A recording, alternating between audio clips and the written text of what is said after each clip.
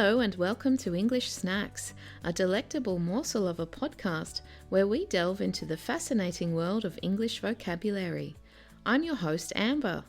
I'd like to share with you my insights so you can develop your fluency. Please feel free to enjoy this snack at a slower speed if you need, or pause between example sentences if you'd like to repeat them. I serve you the English snack, but how you enjoy it is your choice. In today's episode, we're going to explore the phrase, to use something as a crutch. What does it mean? Where does it come from? And how is it used in modern-day English? Let's find out. Firstly, let's look at the word crutch. It comes from the Old English word crutche, spelt C-R-Y-C-C-E, meaning a staff or support. It traces back to the Proto-Germanic word meaning to bend, because a crutch was shaped like a bent staff to fit under the arm.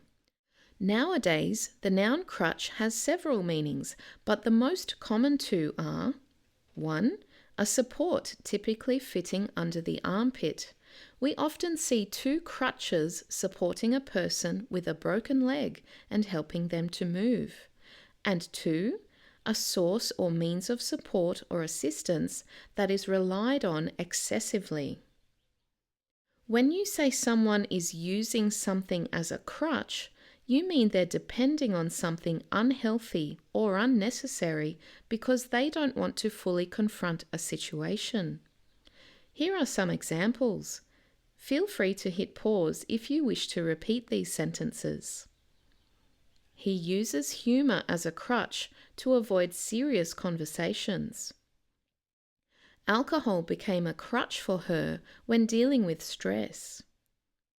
She leaned on outdated methods as a crutch instead of innovating. Did you notice the crutch in those examples? A crutch can be a behaviour, an emotion, a substance, or even an old habit. Anything that's being relied on too heavily. Let's practice. I'll give you 3 scenarios.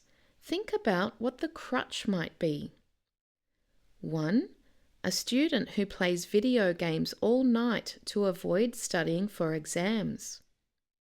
They're using video games as a crutch to escape academic pressure. 2. An employee who always blames the economy for poor sales. They're using economic trends as a crutch instead of improving their pitch.